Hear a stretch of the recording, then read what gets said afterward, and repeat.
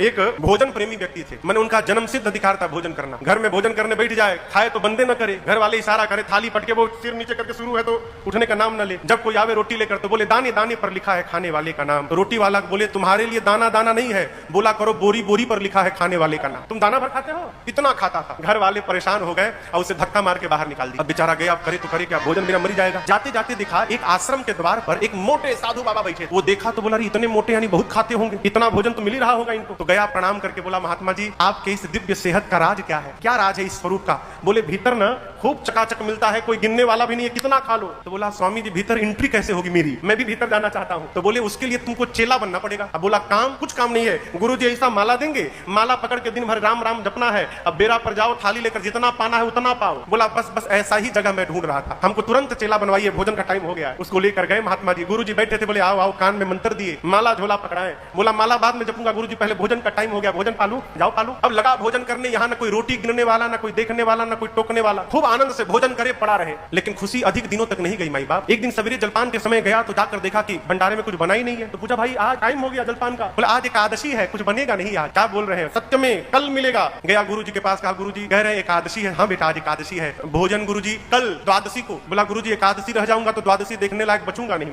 मैं भोजन के लिए साधु बना हूँ गुरु जी, भोजन नहीं मिलेगा मैं मर जाऊंगा गुरु जी, मुझे भोजन करना है। गुरु जी बोले देखो ये तो मानेगा नहीं, मना कर दूंगा तो चोरी छिपे खा लेगा। बोले अच्छा एक काम करो, यहाँ तो बनेगा नहीं, तुम राशन ले लो और राशन लेके जाओ नदी के किनारे बना के खा लेना तुम, लेकिन ठाकुर जी को पहले भोग लगा देना फिर खाना। एक दूसरे चेले को गुरु जी बोले देखो बहुत ज्यादा खाता है ये, तो 2 आदमी का भोजन देना, इस राशन दे देना, अपना बनाएगा। गया नदी के किनारे भोजन बनाया। अब बनाने के बाद गुरु जी की बात याद आई कि भगवान को भोग लगाना, सामने रखा, कहा राम जी भोग लगा लीजिए फिर मैं पाऊंगा। घंटों रटता रहा, भगवान आई नहीं, बार बार कहता है। अब वो घंटों कहता रहा राम आइए प्रभु राम आइए, भोजन का भोग लगाइए, भगवान आई नहीं। अंत में आ गया, उसे क्रोध, बोला आखिरी बार बोलता हूँ आना है कि नहीं आना है? अब मैं बोलूंगा नहीं, और आप इस चक्कर में है कि आश्रम में पालूंगा, वहां के डर के मारे मैं इधर आया हूँ, वहां के भरोसे बैठोगे तो ठन गोपाल हो जाओगे, वहां बना ही नहीं है आज, इसलिए पाना है तो सीधे आके भोग लगाओ नहीं तो मैं शुरू कर दूंगा। अब जब ऐसे बोला भगत तो आपको बतावे उसके सामने भगवान साक्षात प्रकट हो गए, लेकिन आप तो खुशी में ताली बजा दी, वो खुश नहीं भया, वो दुखी हो गया। क्यों? बुलाया था राम जी को, आ गए सीताराम जी, 2 लोग आ गए। अब वो देखा 2 आदमी का भोजन है, 2 यही आ गए तो हमारे लिए क्या बचेगा? बोला आप 2 लोग आ गए। राम जी बोले हम दोनों साथ में ही रहते हैं। गुरु जी तो नहीं बताए थे, बोले थे राम जी को भोग लगाना, अच्छा आए है तो पा लीजिए। मैया और भगवान पाए, थोड़ा सा उसके लिए छोड़ दिए, बेचारा आधा पेट पाया। बोला ये बताइए अगली एकादशी को भी आप 2 ही लोग आएंगे ना?